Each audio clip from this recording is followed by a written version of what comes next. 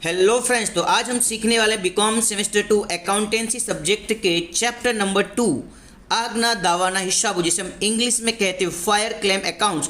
और उससे पहले chapter number 1, chapter number 3 and chapter number 4 के काफ़ी लेक्चर अपलोड है हमारे यूट्यूब चैनल पे। आप हमारी प्लेलिस्ट में जाकर उसे चेकआउट कर सकते हैं और सबसे अच्छी तरीके से उसे सीख सकते हैं और एग्जाम में मैक्सिमम मार्क्स ला सकते हैं। कमेंट में आया हुआ था कि सर हमें फायर क्लेम अकाउंट का सम नंबर 38 सीखना है, तो आज मैं आपको सिखाने वाला हूँ सम नंबर 38 और इसकी इंपॉर्टेंस पहले समझा देता हूँ। गुजरात यूनिवर्सिटी 2012 में आ चुका है। यहाँ पर गुजराती मीडियम की बुक है, बट मैं इसे इंग्लिश और गुजराती दोनों में एक्सप्लेन करूँगा। 100% आपको समझ में आएगा। और भी आप कोई लेटेस्ट लेक्चर चाहते हैं तो आप हमें कमेंट बॉक्स में लिख के बताइएगा, तो 100% मैं आपके लिए उसे अपलोड करूँगा। और ये सब आपके लिए कितना हेल्पफुल रहा और अभी तक हमारे लेक्चर आपके लिए किस तरीके से हेल्पफुल रहे, आप कमेंट बॉक्स में राइट करके जरूर बताइएगा, जिससे मैं आप लोगों के लिए और भी कुछ अच्छा से अपलोड कर सकूं। राइट, तो सबसे पहले हमें क्या करना है, सम को अच्छी तरीके से रीड करना है। राइट, यहाँ पे लिखा है श्री योगेश ना गोडाउन में 31 मार्च 2019 के दिन आग लगी। दैट मीन्स यहाँ पे जो फायर लगा हुआ है 31 मार्च 2019 के दिन आग लगी हुई है અને 7,500 ની કિંમતના સિવાય બધો જ માલ વળી ગયો। દેટ મીન્સ यहाँ पर सभी के सभी गुड्स का डिस्ट्रॉय हो गया, बट आपने 7,500 रुपये का माल बचा लिया। जैसा कि मैं हमेशा कहता हूँ, आप स्मार्ट निकले, आग लगी बट आपने 7,500 रुपये का माल बचा लिया। दैट मीन्स गुड्स सेफ्ट कर लिया आपने।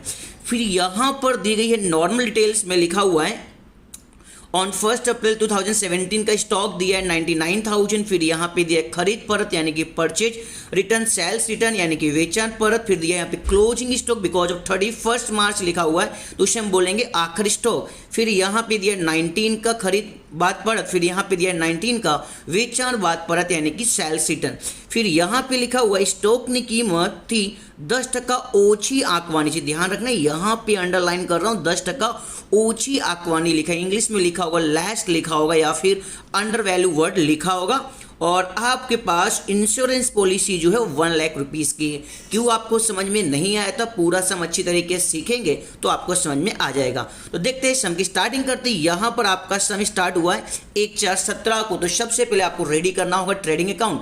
तो मैंने यहाँ पे लिख दिया सम नंबर 38 और यहाँ पे लिख दिया 1 अप्रैल 2017 को अगर स्टार्ट हुआ है तो ईयर हमारा क्लोज कब होगा सर, 31 मार्च 2018 के दिन। और यहाँ पे रेडी हो चुका है ट्रेडिंग अकाउंट। मैंने ऑलरेडी पहले से फॉर्मेट रेडी करके रखा है और ये सभी नॉर्मल एंट्री आपको भी आती होगी। राइट ना, तो देख लेते हैं यहाँ पर सबसे पहले ओपनिंग स्टॉक हमारे पास कितने का दिया हुआ है सर, 99,000 का हमारे पास ओपनिंग स्टॉक है। राइट ना, बट स्टॉक के लिए कुछ बोला गया 10% लेस काउंट करना है। तो जब भी लेस लिखा हो तो आपको स्टॉक किस तरीके से काउंट करना है वो आपको समझ लेना है। लेस लिखा तो परसेंटेज हमेशा 100 रुपीज़ में से आते हैं। आई होप आप समझ रहे हैं। तो 100 में से आप 10 को लेस कर दीजिए। राइट, और यहाँ पे राइट कीजिए 90 पे 100। आई होप यहाँ पे 90 क्यों आया आप समझ गए होंगे। और इधर हमारा ओपनिंग स्टॉक कितना था सर, 99,000 था। तो आप यहाँ पे राइट कीजिए 99,000।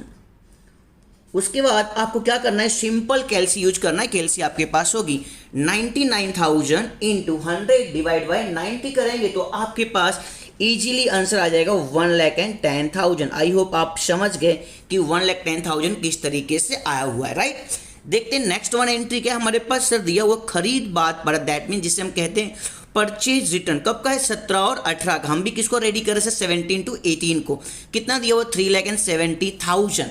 अब यहाँ पे मैंने ऑलरेडी पहले से लिख के रखा हुआ है परचेज रिटर्न यानी कि खरीद परत। बट एक्चुअली में कंसेप्ट क्या होता है आप सभी को पता है, परचेज में से परचेज रिटर्न लेस होता है, खरीदी में से खरीद परत माइनस हो जाता है। बट यहाँ पे परचेज नहीं था तो मैंने नहीं लिखा है। बट बाई चांस अगर आपको एग्जाम में लिखना हो तो आप लिख सकते हैं, बट वहाँ पे आप डैश कर देना। बट मैं यहाँ पे टाइम को बचाते हुए डायरेक्ट लिख देता हूँ परचेज रिटर्न हमारे पास कितना था, 3,70,000। आई होप आप समझ गए यहाँ पर 3,70,000 किस तरीके से राइट किया गया। और अगर आप लेक्चर पहली बार आए तो इसे लाइक शेयर सब्सक्राइब जरूर कर दीजिएगा। और इस टाइम पे हमारी कंट्री की क्रिटिकल टाइम चल रहा है, तो सभी के लिए लेक्चर काफ़ी हेल्पफुल रहेगा। अपने सभी फ्रेंड्स के बीच में शेयर कीजिए, सब्सक्राइब कराइए और मैक्सिमम लोगों तक इस लेक्चर को पहुँचाइए और घर बैठे सभी लोग पढ़ सकें। देखते फिर यहाँ पे दिया हुआ वेचाणवाद परत कब का है, 1718 का है। कितना दिया हुआ है, 5 लाख दिया है। अब एक्चुअली में जो वेचाणवाद परत होता है वो सेल्स में से माइनस होता है, sales minus sales return. I hope आप समझ रहे होंगे, वेचाण माइनस वेचाण परत। बट यहाँ पे सेल्स नहीं था, अगर आपको राइट करना है एग्जाम में तो राइट कर सकते हैं, बट यहाँ पे टाइम को बचाते हुए मैं डायरेक्टली वेचाण परत यानी कि सेल्स रिटर्न लिख देता हूँ। कितना था हमारे पास, शर्त था हमारे पास 5 लाख। आई होप आप समझ गए यहाँ पर 5 लाख किस तरीके से आया हुआ है, राइट।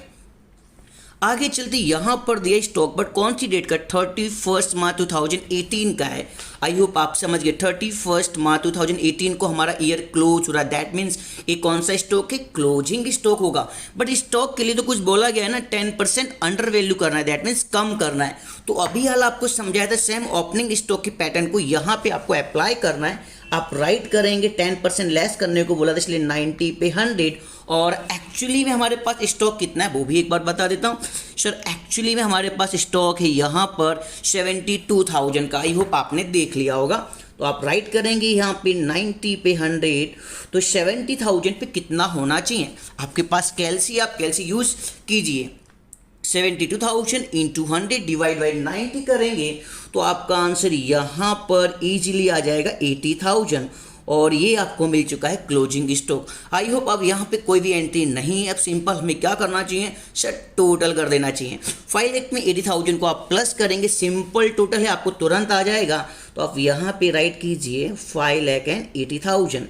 आई होप आप समझ रहे यहाँ पर टोटल कैसे आ रहा है। अगर आप हमें इंस्टाग्राम पे फॉलो करना चाहते हो तो आप हमें इंस्टाग्राम पे भी फॉलो कर सकते हैं। डिस्क्रिप्शन में मैं लिंक ऐड कर दूंगा, आप वहाँ पे भी मुझसे क्वेश्चन आंसर कर सकते हैं, राइट। तो ये आ चुका 5,80,000, यहाँ पे भी आ चुका 5,80,000। 5,80,000 में से आपको डेबिट वैल्यू को लेस करना है। डेबिट वैल्यू कितनी है, 1,10,000 एंड 3,70,000 को जो आप लेस करेंगे तो यहाँ पर आपका आंसर आ जाएगा 1 लाख गैप में आएगा डिफरेंस। आई होप आप समझ गए होंगे। यहाँ पे जो डिफरेंस आता है ट्रेडिंग अकाउंट में उसे हम क्या कहते हैं, इंग्लिश में कहते हैं ग्रोस प्रॉफिट, और गुजराती में भी आई होप आप समझ रहे होंगे क्या कहते हैं सर, काचो नफो कहते हैं। और यहाँ पे मिल चुका है अपने को ग्रोस प्रॉफिट यानी कि जीपी मिल चुका है आपको 1 लाख। इतना होने के बाद आपको सॉल्व करना होगा रेट ऑफ जीपी, मैंने ऑलरेडी पहले से लिख के रखा हुआ है। गुजराती में कहते हैं काचा नफा नो दर। फॉर्मूला क्या होता है, जीपी अपॉन सेल इंटू 100, काचो नफो भाग्या वेचान इंटू 100। तो जीपी हमारे पास ऑलरेडी गिवन है, काचो नफो हमारे पास दिया हुआ है। कितना दिया हुआ है सर, 1 लाख गिवन है। तो आप यहाँ पे राइट कीजिए 1 लाख। आई होप आप समझ रहे यहाँ पे जीपी किस तरीके से आया हुआ है। अपॉन में क्या रखना है अपने को, सेल रखना है यानी कि वेचान रखना है। तो सेल ये रहा हमारे पास, जो हमारा सेल्स रिटर्न था ना, बिकॉज यहाँ पे सेल्स तो है ही नहीं, तो जो हमारा सेल्स रिटर्न है ना वही हमारा क्या बन जाएगा, सेल्स बन जाएगा। तो आप 1 लाख को डिवाइड कीजिए 5 लाख से, 1 lakh divide 5 lakh into 100 and calci use कर सकते हैं, सिंपल फॉर्मूला आप यूज करना। तो आपका आंसर आ जाएगा यहाँ पर 20%। आई होप आप समझ गए परसेंटेज क्यों लिखा है, बिकॉज ऑफ इंटू 100 कभी भी हो तो हमेशा आंसर किस में आता है, परसेंटेज में आता है। तो ये तो रेडी हो चुका है हमारा ट्रेडिंग अकाउंट। कहाँ से कहाँ तक का सर, 1 अप्रैल 2017 से लेकर के 31 मार्च 2018 तक का हमारा कंसेप्ट क्लियर हो चुका है। अब हम बात करते हैं किस दिन आग लगी थी सर, 31 मार्च 2019 के दिन आग लग गई थी। That means date of fire given है, तो हमें एक और ट्रेडिंग अकाउंट रेडी करना होगा, राइट ना। तो सबसे पहले यहाँ पर ये 31 मार्च 2018 को क्लोज हुआ, तो न्यू ईयर कब स्टार्ट होगा, 31 मार्च 2018 के बाद कौन सी डेट आएगी सर, 1 अप्रैल 2018। आई होप आप समझ गए होंगे, वेरी गुड। तो मैंने यहाँ पे ऑलरेडी पहले से न्यू ईयर का ट्रेडिंग अकाउंट रेडी करके रखा हुआ है। 1 अप्रैल 18 को स्टार्ट होगा और 31 मार्च 19 को क्लोज होगा, और ये रेडी हो चुका है हमारा सेकेंड ट्रेडिंग अकाउंट। सिंपल फंडा, फिर से हमें क्या करना होगा, एंट्री करना होगा, बट दिमाग लगाना पड़ेगा। जो यहाँ पर क्लोजिंग स्टॉक है, जो 18 का क्लोजिंग है, 31 मार्च 18 का क्लोजिंग है, जब वो न्यू ईयर में जाएगा तो वो ऑटोमेटिक क्या बन जाएगा, ओपनिंग बन जाएगा। मोस्टली लोग, काफ़ी लोग यहाँ पे कंफ्यूज हो जाते हैं और कमेंट बॉक्स में मुझसे पूछते भी sir new year trading account का ओपनिंग स्टॉक समझ में नहीं आता है। तो इस बार मैंने कुछ ऐसा सेटअप किया कि आपको पता चले, यहाँ का क्लोजिंग तो यहाँ पे आके क्या बन जाएगा, ओपनिंग। दैट मीन्स आखिरी स्टॉक ये जो यहाँ पे आपको दिखाई दे रहा है, न्यू ईयर में जाके वो क्या बन जाएगा, ओपनिंग। आई होप आप समझ गए, इसलिए मैं यहाँ पर 80,000 जो क्लोजिंग था यहाँ पे राइट कर देता हूँ ओपनिंग के प्लेस पे कितने रुपीस सर, 80,000। तो आई होप आप समझ गए होंगे कि यहाँ पर मैंने ओपनिंग स्टॉक को किस तरीके से राइट किया और क्यों 80,000 लिखा हुआ। आई होप आप समझ रहे होंगे, राइट। चलते हैं नेक्स्ट वन एंट्री। यहाँ पर क्या गिवन है सर? अब यहाँ पे दिया है खरीदी बाद पर, दैट मीन्स परचेज रिटर्न। कौन सी डेट का है सर? 31 मार्च 2019। हम कौन सा ट्रेडिंग अकाउंट रेडी कर रहे हैं सर? 31 मार्च 19 का। दैट मीन्स एंट्री तो यहीं पे आएगी ना, तो आप यहाँ पे राइट कर दीजिए। कितना दिया है आपको? Yes sir, 5,40,000, 5,40,000। तो आप यहाँ पे राइट कीजिए 5,40,000। आई होप आप समझ रहे हैं मैंने यहाँ पर परचेज रिटर्न 5,40,000 क्यों लिखा है। एक्चुअली में क्या होता है, परचेज माइनस परचेज रिटर्न। फिर से रिकमेंड करना चाहूंगा आप एग्जाम में लिख देना, बट डैश कर सकते हैं, बट यहाँ पे टाइम को सेविंग करना इसलिए मैं डायरेक्टली लिख रहा हूँ, राइट। आगे चलते हैं। सो वेचाणवाद परत दिया, डैट मीन सेल्स नहीं दिया, बट वेचाणवाद परत तो दिया ना। सेल्स रिटर्न कितना दिया हो सर? 7 लाख गिवन है, तो आप यहाँ पे राइट करेंगे sales return. That mean sale के प्लेस पे आप राइट कीजिए 7 लाख। आई होप आप समझ गए होंगे।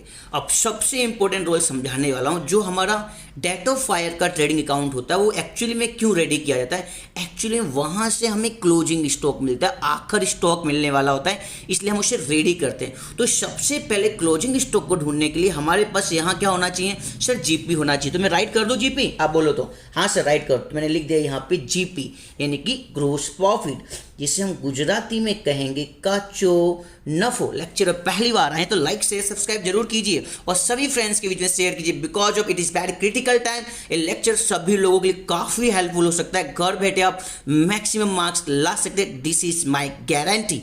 देखते जीपी जो होता है एक्चुअली में किस पे डिपेंड होता है? 2 मार्क्स का एमसीक्यू भी समझा रहा हूं।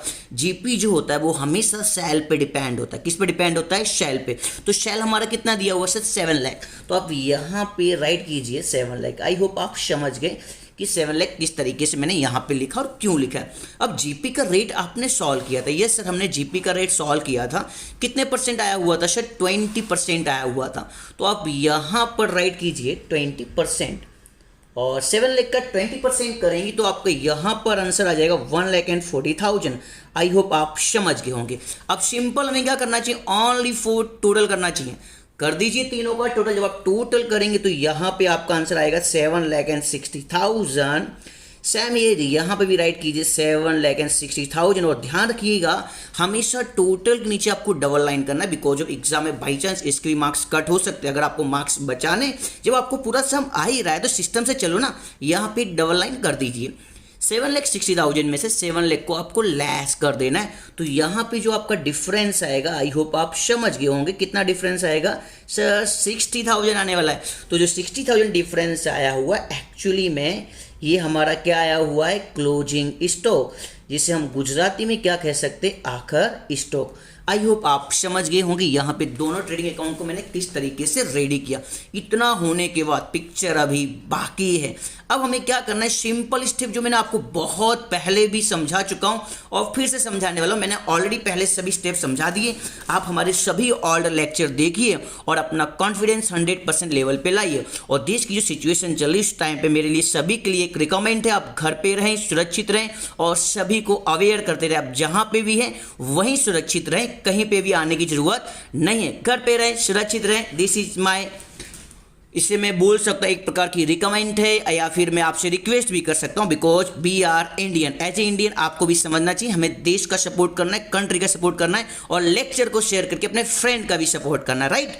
देखते हैं यहाँ पे स्टेप नंबर 1, लॉस, गुजराती में कहेंगे नुकसान।